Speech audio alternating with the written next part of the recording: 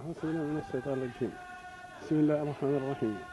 الحمد لله الذي جعل الأقلام راحة عن الأقدام ثم الصلاة والسلام على خير الورى سيدنا محمد رسول الله صلى الله عليه وسلم. ginnaaw ma sant yàlla julli yonent bi sallallahu alayhi wasallam di xamal mbooloo mi nga xam ne ñëw nañu te teew Xelkom ak mbooloo ma nga xam ne ñu ngi ci bitim réew ak biir réew mi te mënuñoo ñëw waaye seen i ñaq ñëwal na leen fi man dina xamal ni kenn ku ne la nga xam ne mooy sa pasteef ak di sa nisar di sa yéene am nga ko ci sa ñëw ak sa ñàkk ñëw ngir sa jëf ja nga xam ne teewal na la fi ndax fii de teewukaay la boo xam ne Serigne Touba daal moo sant Cheikh Massamba liggéey moo tax nu daje fii di ko liggéey boobu nag képp koo xam ne sa dara dugg na ci wala nga yéene cee dugal dara te sa kattan matewu ko noo ngi ñaan yàlla fay la ci lu toll ni ka ci gën a doon jàmbaar lam ci am